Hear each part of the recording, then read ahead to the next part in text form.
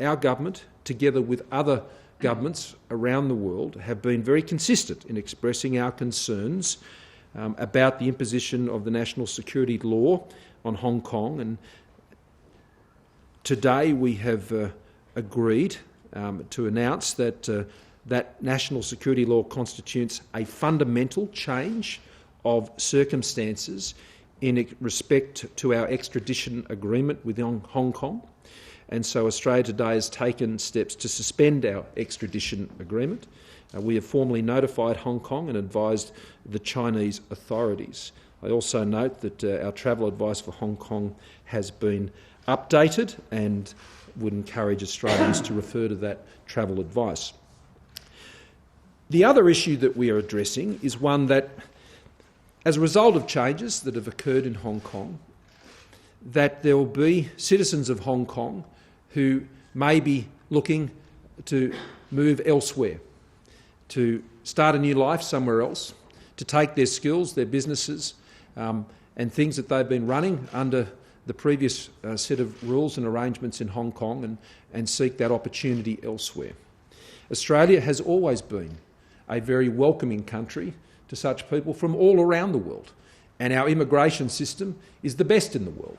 It has the best controls, it has the best targeting, it has the best focus, and immigration as a result has been a pillar of the strength of our nation, not just our economy but our society as well. We are a great immigration nation. I would argue we are the best, and many countries have learned from our success in managing immigration in the national interest, and we will continue to do that.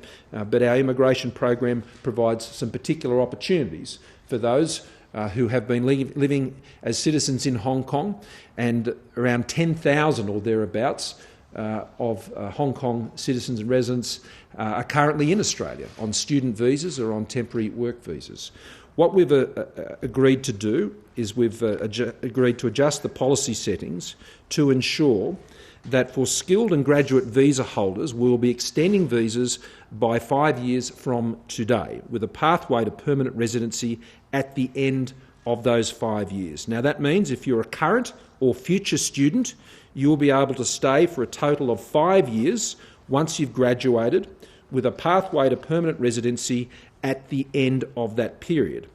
Now, if you're a temporary graduate or skilled visa holder, your visa will be extended to provide an additional 5 years from today, in addition to the time you've already been in Australia, with a pathway to permanent residency at the end of that period. And we will also provide a 5-year visa with a pathway to permanent residency for future Hong Kong applicants for temporary skilled visas, subject to meeting an updated skills list and appropriate labour marking testing. We will also put arrangements in place to ensure we focused on Hong Kong applicants to study and work in regional areas to help address skills shortages in those areas, with express pathways to permanent residency as already applies after 3 years.